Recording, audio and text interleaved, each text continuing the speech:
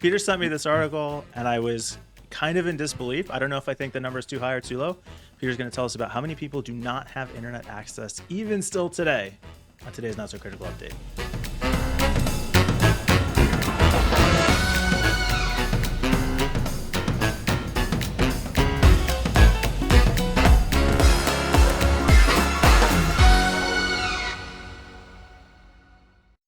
According to this report, it's 2.9 billion people still don't have access to the internet. They've never been online, which is just a horrifying and staggering number and makes me stop and think, Jesus, as a white, young male in Western Europe, I have it pretty easy. Jon, on the other hand, wasn't sure if we should talk about this because he wasn't sure if it was important or not. And I think we just need to dig into that, Jon. So here's my issue. Here's my issue with an article like this. I wonder what the rate of like plus 70-year-olds, or no, not 70, I think is too young, like 80-plus-year-olds exist today. It's probably safe to say that. Oh, lost mine. No. You mentioned 80-year-olds, and he was like, "I'm off." No. What I meant is this age group, 80 and plus. Let's say there's like 1 billion or 2 billion, maybe, right? I think that's fairly. We're coming up on 8 billion people on Earth. It's probably safe to assume that it's like between 1/7 to 1/8. You know what? Maybe even right. 2. I don't think that's what the article's about, though. But wait, yeah, go on. Because why am I mentioning this age group? Because just like my grandparents, they have never connected to the internet. Direct. What? I mean, seriously. They don't have an internet connection at home. They live in Sweden. They do not have a computer. My grandfather uses a flip phone. And even that was a like, oh my God, what is this thing? It's too much. In Sweden? Yeah. Really? It's not that they don't have access to this. It is that they completely neglected it. All the time. Anytime computers came up, they weren't interested. They don't get it. It was very closed-minded for a very open-minded couple. My grandparents are great. They are not interested in anything technology. I don't think I would ever want to describe my grandparents as open-minded. No, mine totally are, for being 90. Okay, just a joke there. We don't need to dig very much further into that. Anyway. Yeah, and they're Swedish, so I mean, and they're in Sweden, so it's not like there is a lack of connection. They have a fiber line hooked up to their house. It's just it's just not activated. Really? Yes. Okay. And this is very common in first world places where people just don't want it. A lot of the time, it's in rural areas. So it's going to be very hard for you to live your life without internet if you're like a city whatever. But it is becoming harder for them because in Europe there's something called like the bank ID, which is an online ID that lets you do everything super easily, like an identifier that's immutable that ties you to yourself. Don't start, Here man. we go again. You have completely derailed everything. My attempt at being empathetic in this story and bringing it up. Sorry, I was thinking that all the kind of people who are less well off in the poverty-stricken parts of the world. You probably thought, Africa probably came to mind, or certain countries in the Middle East. They all have cell phones. They all have smartphones. This isn't like their lack of connection. I think they have this. This is accessible. I think you're discounting that a little bit too much. How so? In remote rural areas, low-income areas, I don't think it's quite as accessible as you're making it sound. The internet or personal access to the internet? And are we talking, because you said like low income, like you can go to the library, most places it's free. I would consider that, restricted access at best, but sure. But if we're talking about like this is a person, like my grandparents, that are just completely disconnected. I think if you have to walk miles to get clean water every day, your priority is not going to be internet access. And in fact, probably never comes up. So I think this is a philosophical issue. It's not. And anyway, mate, listen.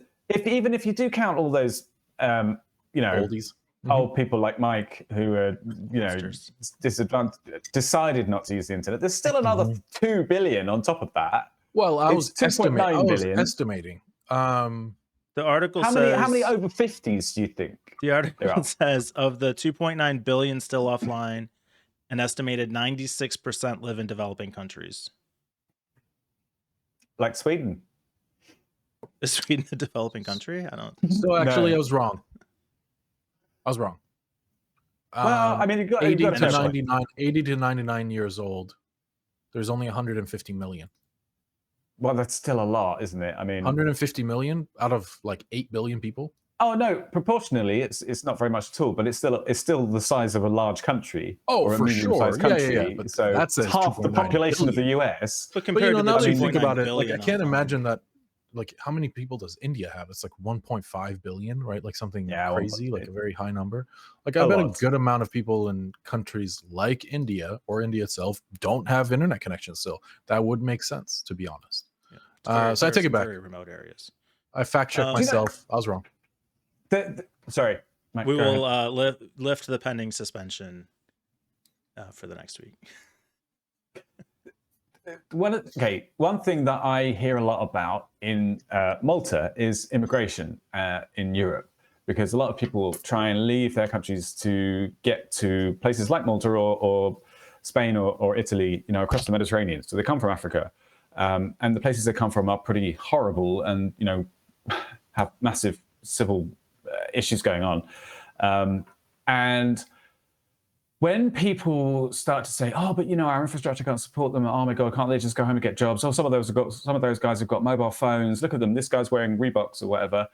I always think to myself, well, okay, so you're pointing out some small fact about them that is good, but they have left their country and gotten onto essentially a raft to cross a sea. It can't be that good back there. It must be pretty shitty to actually want to do that in the first place, despite how they're trying to take advantage of any system or any offering to them. It frustrates me that people kind of. So this whole thing with the 2.9 billion people who haven't got access to the internet, it brings me back to that. Like, if their situation for that many people is so bad that they don't have what is essentially in our world a human right almost, that. It's nearly half of the population of the entire, a third of the population of the world. It's crazy. It's so hard to empathize. I think it's closer to half. I also think, so here's the issue with this, to me at least. So, we're looking at these whole nations. Now that we really think about it, these are massive countries with hundreds of millions of people, majority of which large majority doesn't have internet. I don't even think this is that country's fault.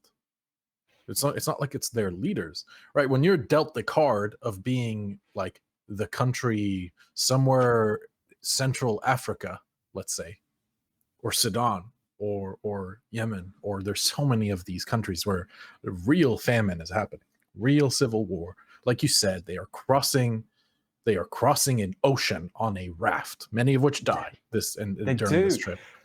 They really do. I heard a story. Oh, sorry, man. Yeah. I just wanted to the thing to wrap up for my point is, this is a world problem. Yeah, and it doesn't stop at internet.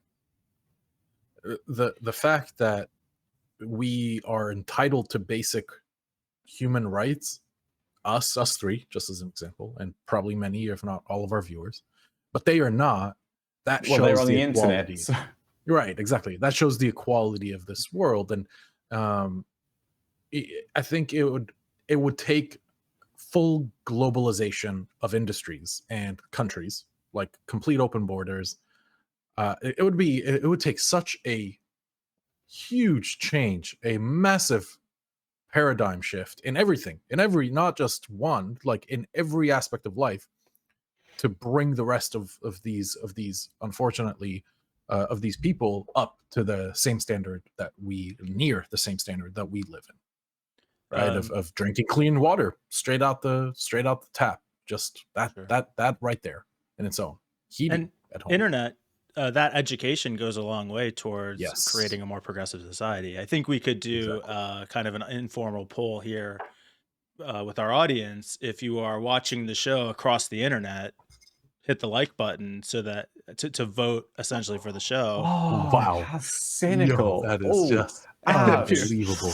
I don't If you know don't if have that- I internet love access, that. then you can go ahead and dislike the video. I don't. I'm not. We're leaving I'm not, the okay. nihilist. We're No. leaving the No, nihilist. well, no, wait. Flag I have one more. open. My real Oh. question is, for these 2.9 billion people that don't have internet access, like, how are we supposed to track them? Oh God! Like, this feels like real lost opportunity. I mean, It's a market. It's a market opportunity. It's a gap in the market. yeah. I mean, there's challenges Actually, though, clearly. That is. It's actually a really good point. Population tracking is just one example. Like, No, that'd be but very difficult to do. horrifically, that is exactly how companies like Facebook and Google think. And they have started these programs to provide free internet to countries where they just don't have internet access and low-cost laptops and things like that. Win-win. Facebook started a thing called Internet 2. And it was basically to provide the infrastructure to. Oh, wait, this was the ad hoc. This was the mesh network, wasn't it? Through phones? Yeah. Isn't that what that was? But you know what it's all running on?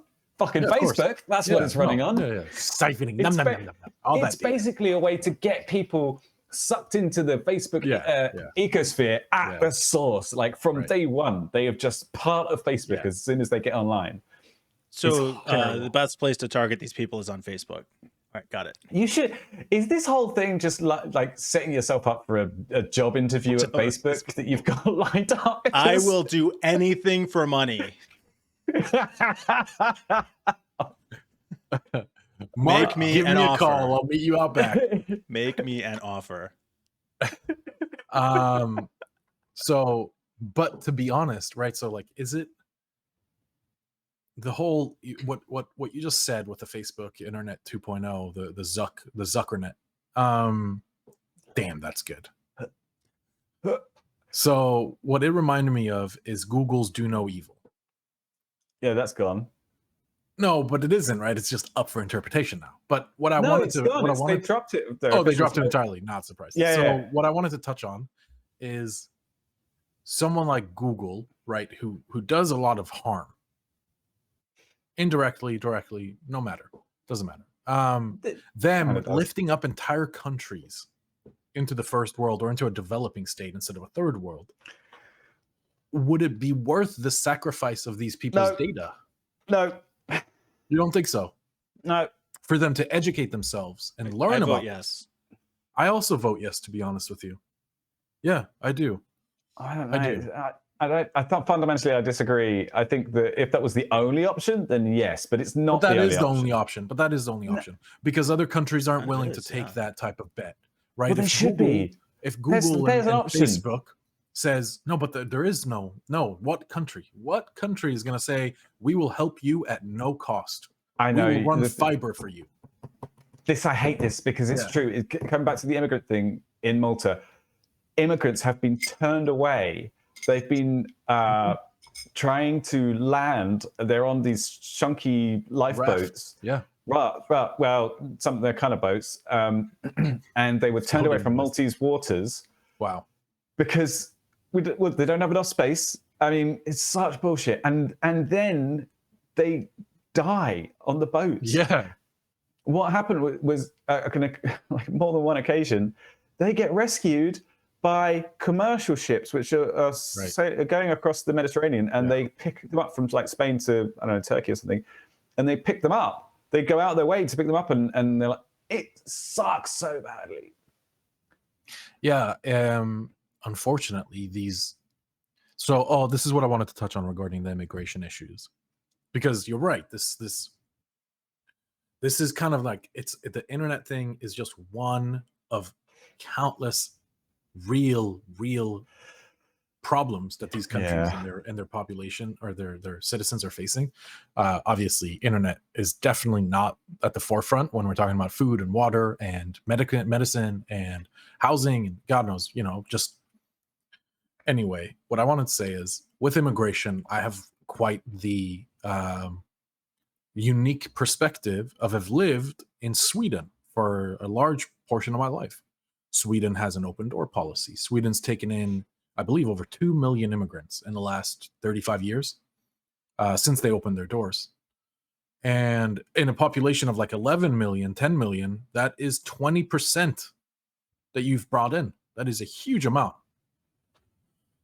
And a big issue that Sweden currently is facing is integration, or the failure to integrate with the country's society.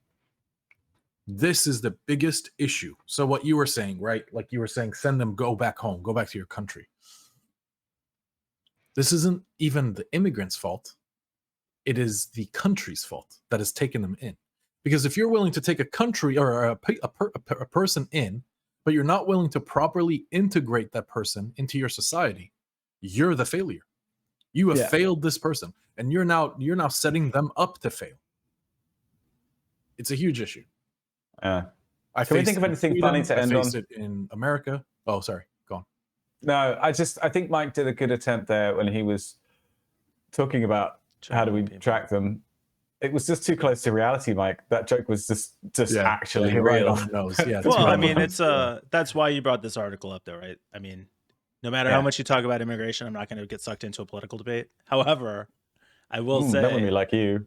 If you're interested in promoting democracy around the world, getting people internet, could be a huge step forward, and to improving even economic like some of the stuff that motivates immigration.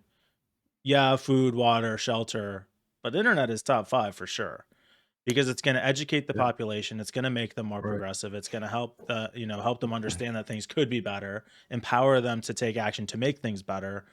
Huge net win. Huh? Yeah, I couldn't agree more.